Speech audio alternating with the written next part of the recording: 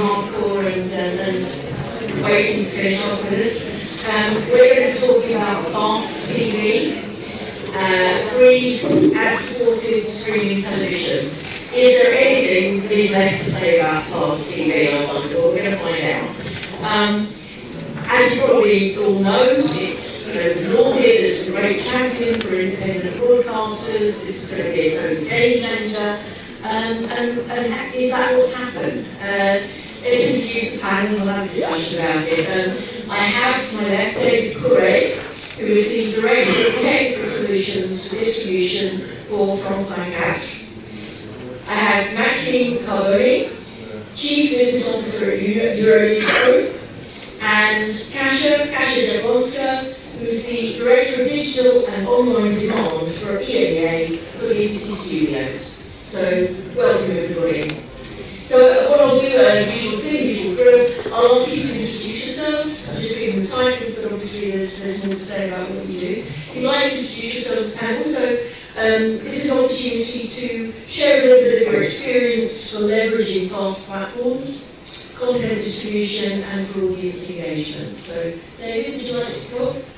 Yes, good afternoon. So I'm part of the distribution team and I'm taking care of the technical aspects and all about the satellite distribution, the legacy and the new delivery through IP.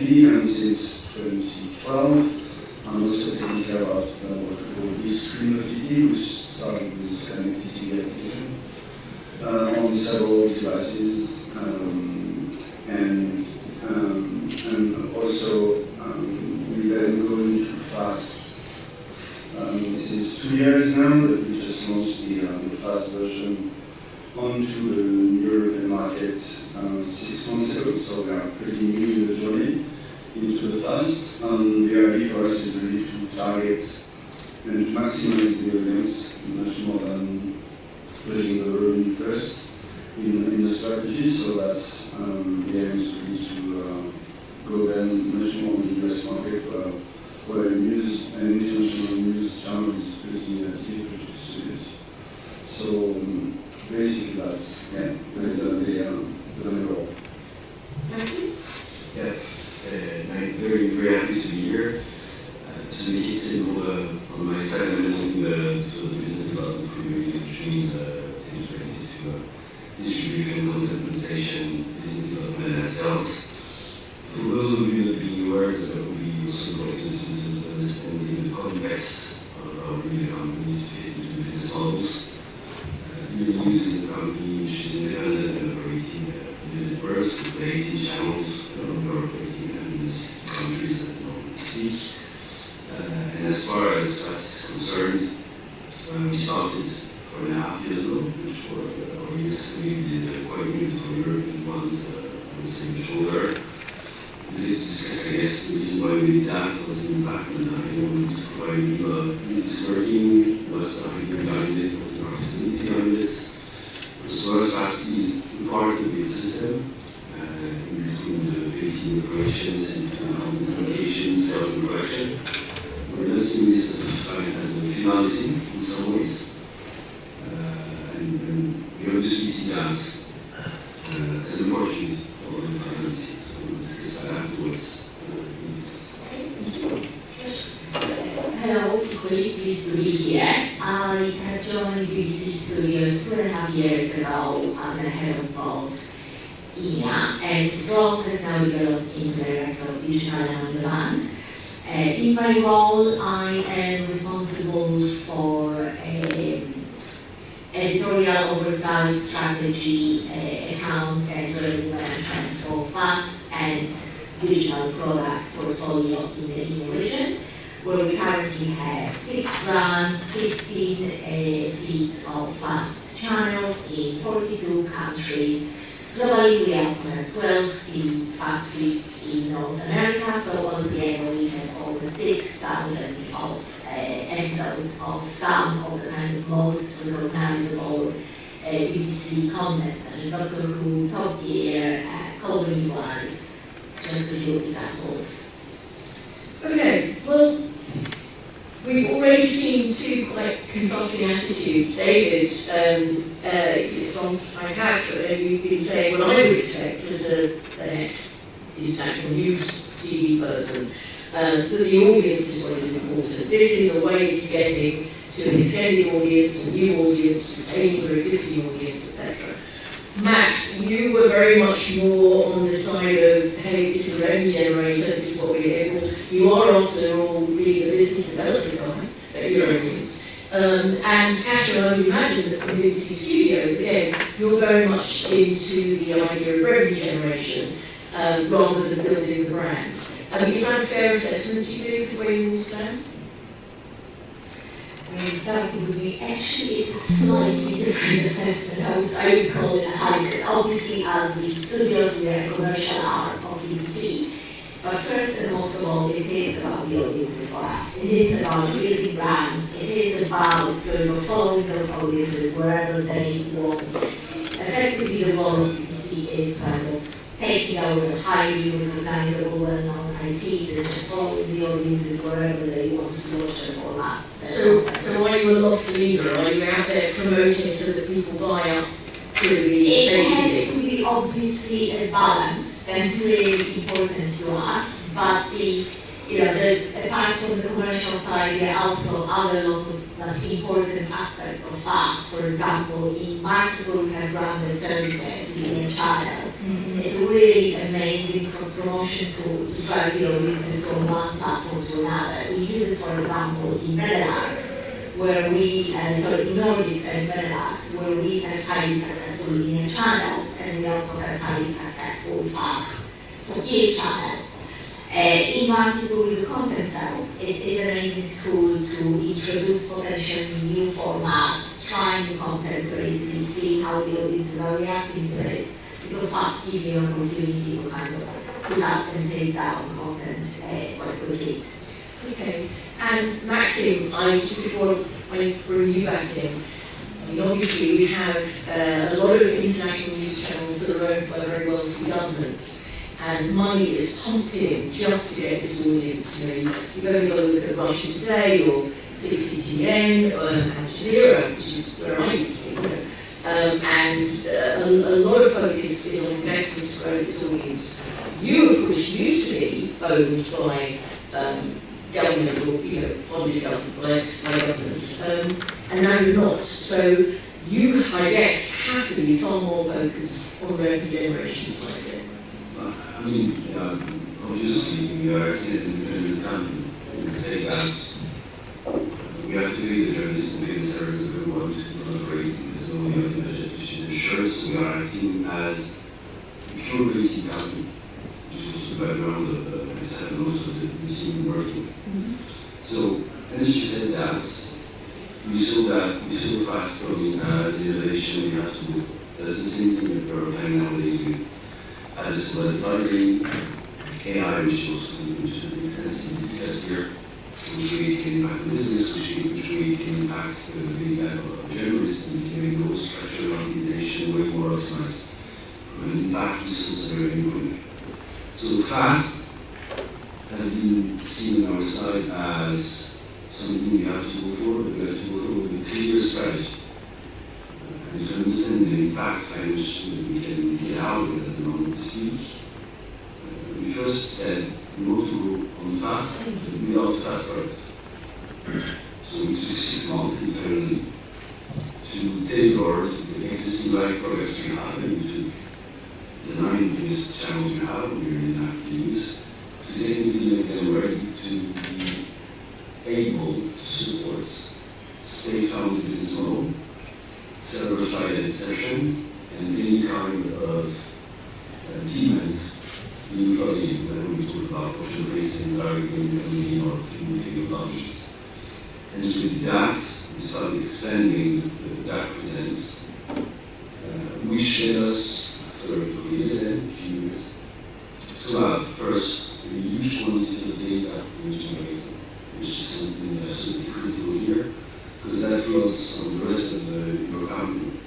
You have your understanding of who's watching what and when, what are the consumer habits, you have some more things to discuss with the legacy broadcasters, for instance, and that allows a better understanding understanding of visually we can have profitability within the problem of the system.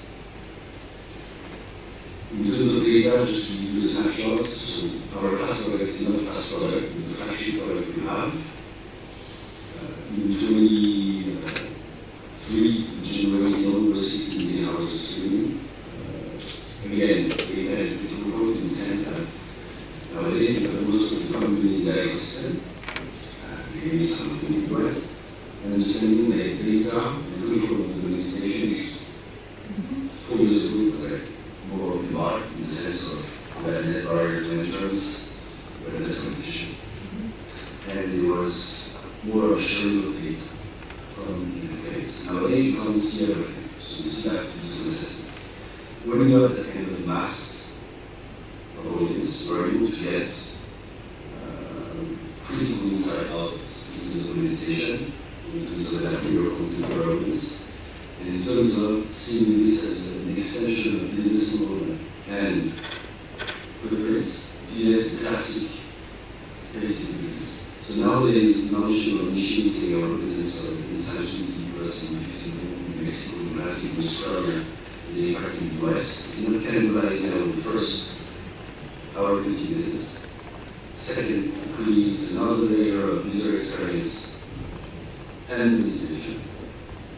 Third, it creates a new part of the storytelling for the new organization because I'm accessing to information, data, and people, which I didn't access before.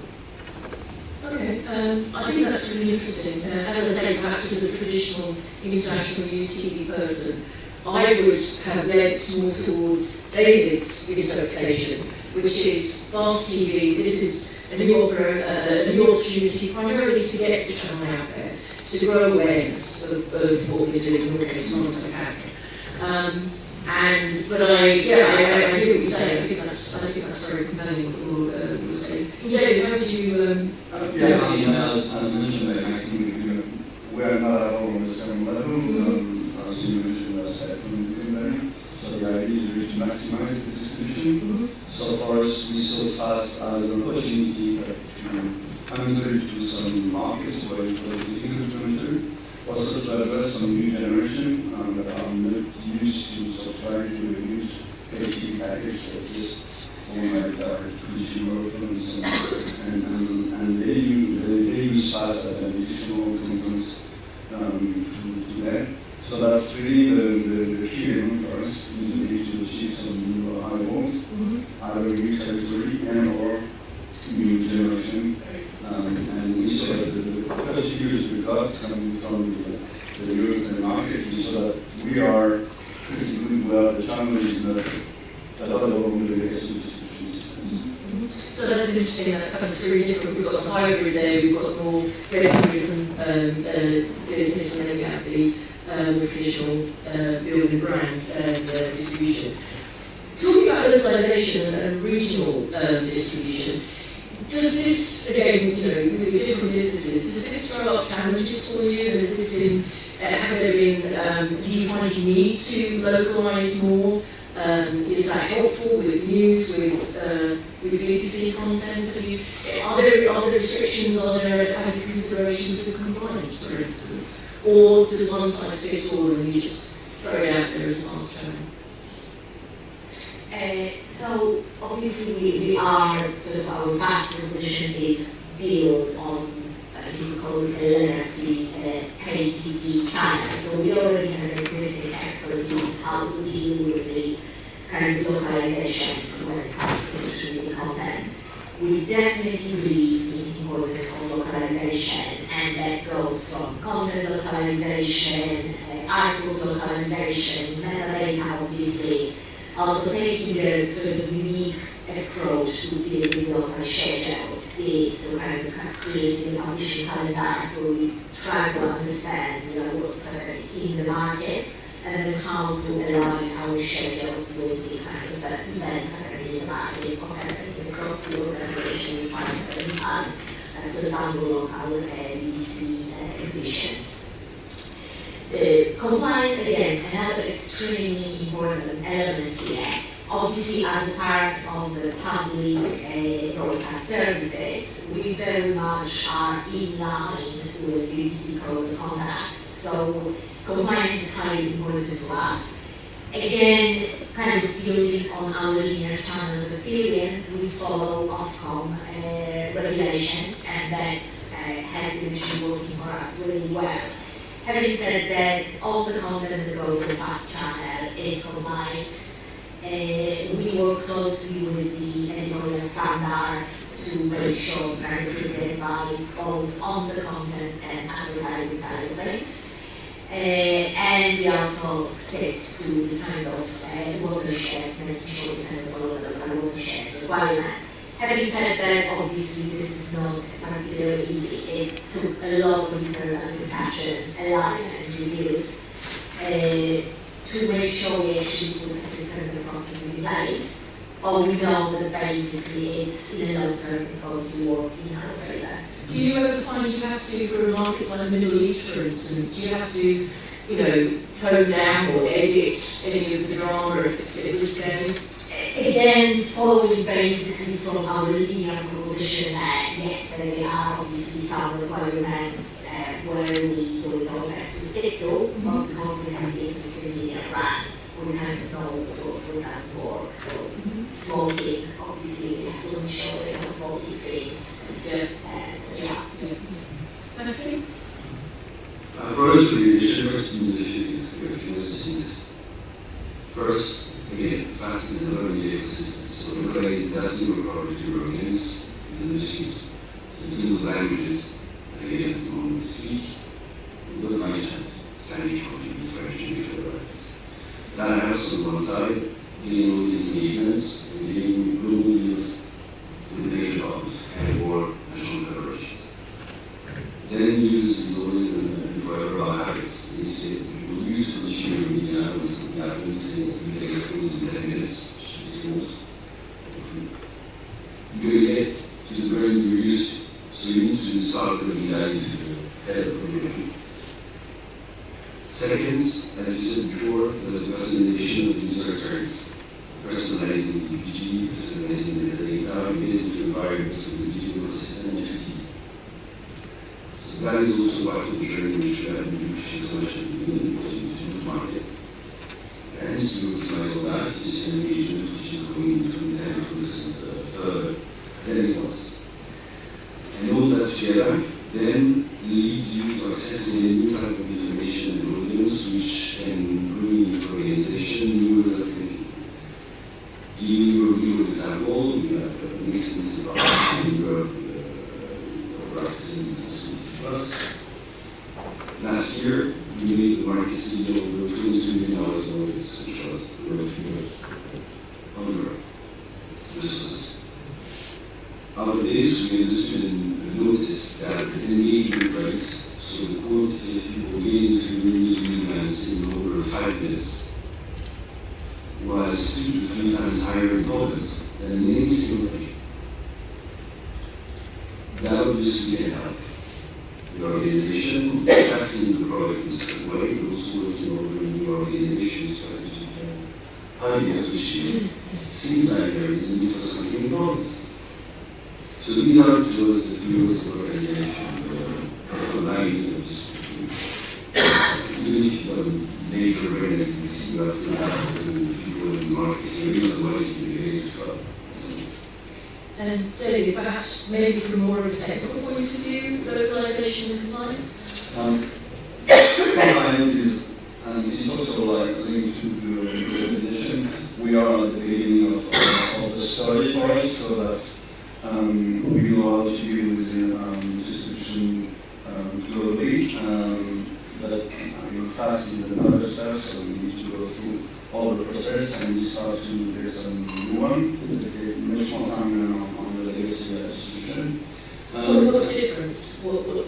We need to educate people internally also regarding legal contract, for instance, territories, rights societies, collective market societies, foreign cities, this kind of stuff that we were not really engaged with on the legacy institution.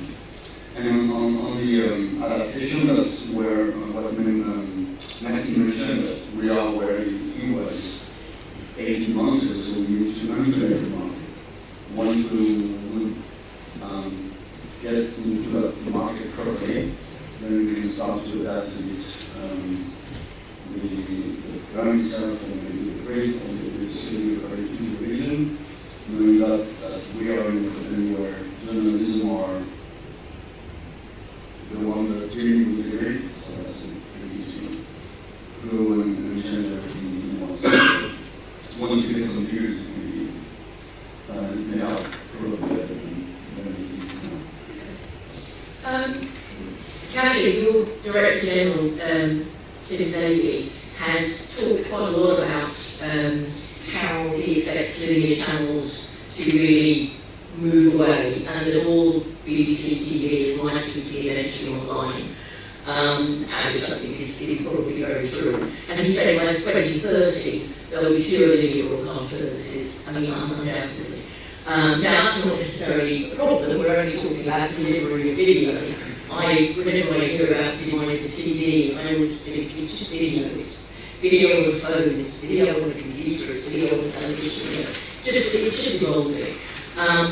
But another thing he said, which I think is really interesting, is the challenge is not moving to digital. That's not the challenge. The challenge is moving to digital whilst maintaining your audience, and then not spending a huge amount to take that audience with you. Would you agree with that?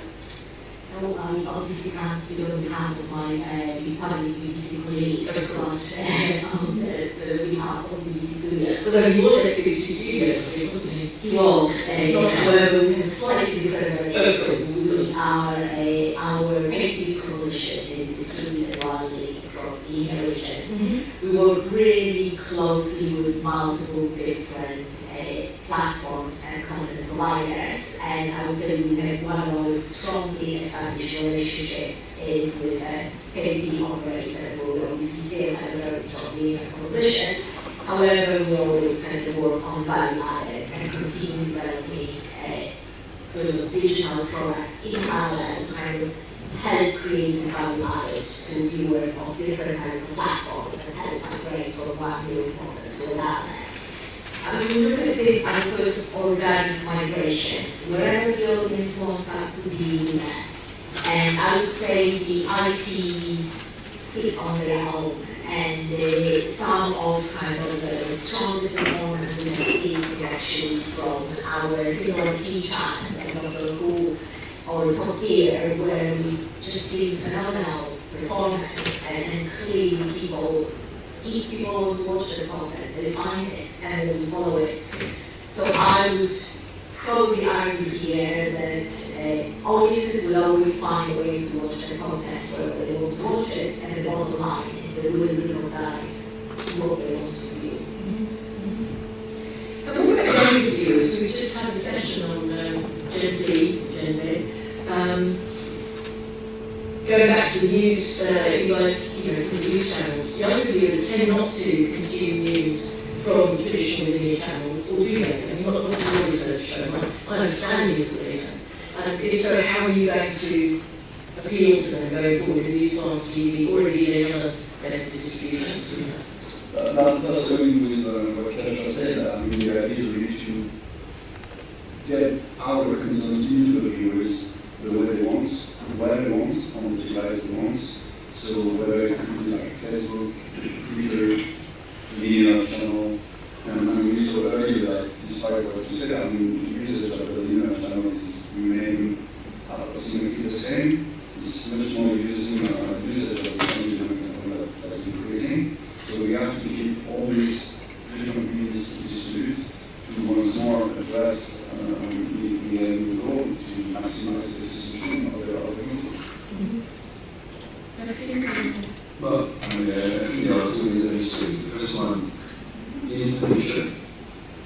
If you look at the stats, fast and distribution usually, the similar channels and between most of the use second, just that of lifestyles, which remain three, let's say, drivers linear consumption, when we talk about fast and or linearity. Then the single GZ, or the new generation, that's what this is take from the industry and for making stuff. The first one to answer the question is, as we already said, where they are and where they are, and the second understanding it is good to ask them.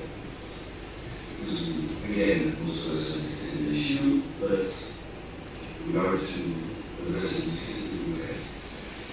And if you do that with this, there's obviously habit from there, which is getting to other types of platforms and other types of forms. And also having a certain sensibility to pricing for music, so to speak, and for entertainment. The institution model right there is which way I get them paying out in return.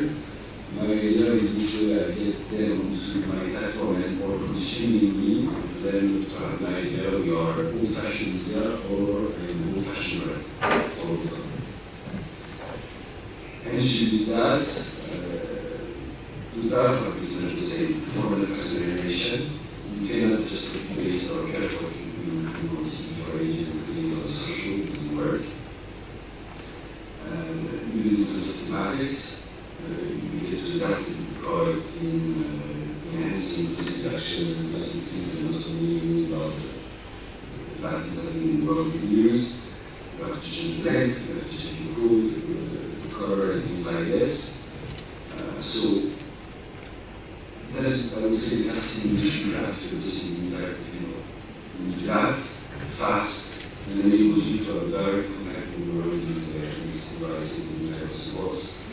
Fast with not only connectivities, not only OTT players, by the way, we can monitor existing collaborations, which obviously request different type of product languages. And yes, we talk like we said, we need to fully adapt the products. Keeping in mind that for use, at least, the linear consumption and or the live consumption, I would say remains an environment. Because for any kind of bad moment you can have, we had this clear example I was saying, we had Notre Dame fire in Paris. Even the origination goes to their mobile, which is not their phone. They go to live content, whether it's a live Twitch, whether it's a RAM, whether it's any kind of platform. In those kinds of moments, you get to have this in a different way. Yes, with digital entertainment, it's a full model question. You have to exist in the middle of dozens of faults.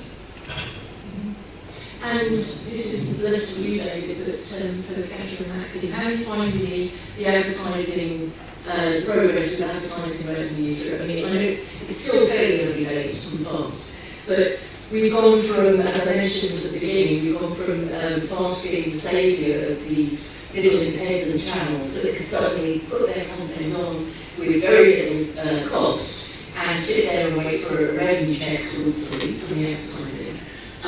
Increasingly, it's the big brands that are coming in and squeezing out the independent channels, because we're finding a lot of fast platforms who are saying to lower performing channels, I'm sorry, you don't have room for now, you have to make room for the bigger brands. So I mean, I presume that's working for you two from the revenue point of view. How is it different making advertising revenue on a fast platform? So I think to the point, when fast first started, obviously it was very much considered yet another route to market for content distribution, where distributors were just providing content, picking up the check, nobody was asking any questions. However, the model is evolving, and it's pretty important to basically work very closely with not only with the fast platforms as such, but specifically with their advertising teams, to basically understand what's happening under the hood and how you can support them to evolve the advertising side of the business. I do strongly believe that we are now sort of facing this migration of the advertising business from analog to digital, and the CTVs will be very much firmly in the middle of all of that.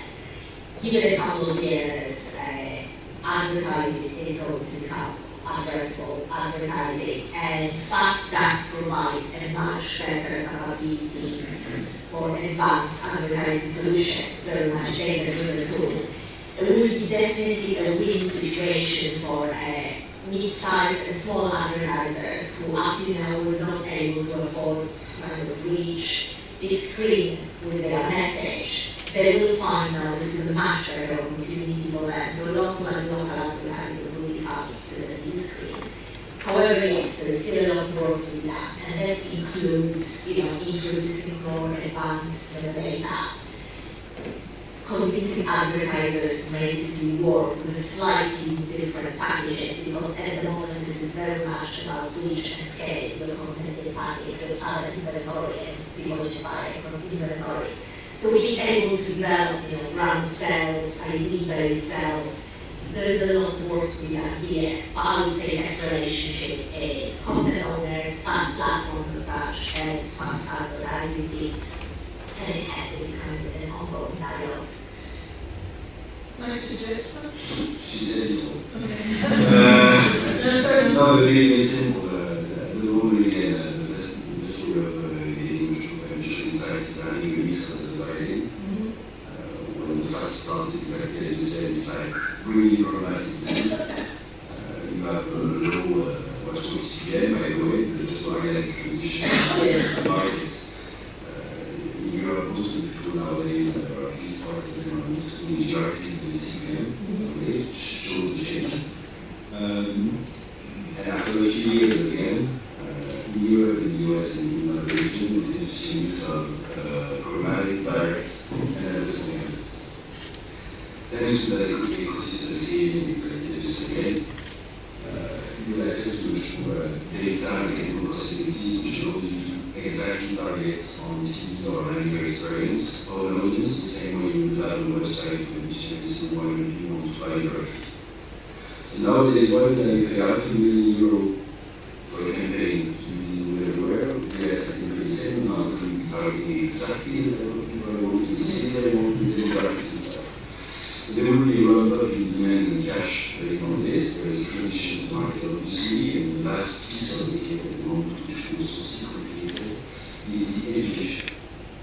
Education of agencies, education of platforms, education of people involved in that. There's a set of new codes, and there's a set of new people which can be changing the habits which are in place for 20 to 30 years. So fast is again the view of the iceberg. That is your all the ecosystem of the way to provide your PAC, satellite distributions, or casting anything like this, so we transit to that kind of organizations in a pretty certain manner. And I know I was listening earlier on, and we had Lee, I think it was from Discovery, saying that he wasn't particularly optimistic or impressed by these fast funded models, but clearly you disagree with that. I mean, I would be happy to disclose that they have at the moment. Okay, sounds good. David, from more the technical side, what do you see coming down the road to us? How is fast going to evolve, or from technical developments? What are we looking forward to in the future, do you think? I think AI, as you mentioned, in all the panels, that AI will probably bring us some ways to regionalize some content, to localize some content. We're also working on the AI for the legacy channels, use subtitle to address, not only 4 versions, so the idea is really to go deeper into the market. So even an English-speaking channel can be well distributed into countries, if it's not in language, it's better to get local subtitles, and definitely that's what we are starting to work with the AI. And on the fast, that's what has been mentioned by Kasia and Maxime, is how AI can bring us more figures and play with them quickly on what we are doing. And the data you're getting back from the fast distribution, is that a game changer for you? Is it significant either for understanding your audience or for advertising purposes? No, the idea is really that we want to once more address everybody, and we just want to ensure that we won't cannibalize the existing distribution. Right. So we also have to take care of that. Yes, and Kasia, that must be a big issue for the BBC. You cannot afford to cannibalise your revenue generating content. Correct, but again, what we see so far, the products are not really cannibalizing itself. The different audiences are basically watching content on different platforms with different needs. So we are very kind of carefully looking at all this. Obviously data is very much at the center of all this. We are building a data platform and we see where kind of we have kind of aggregating data from different touch points and just to be able to compare these platforms, these demographics, and over time it is helping us to kind of understand that the human habits and weighing up so far we have not seen a strong cannibalization, and we always are making sure we have a content planning cycle where newer seasons are kind of premiered on the more value-generating platforms, and the older season kind of having to support the push of the older seasons. And presumably it's giving you life to the older seasons, so you Very much. an opportunity that you can never afford on site on the channel, of course, to show all things to people who are new audience. Okay, I'm very conscious of time because the audience has been very, thank you, very patient, but we are getting to the end of the scheduled time for the conference. So I wonder if we could open it for questions. Does anybody have anything to ask? Real question now.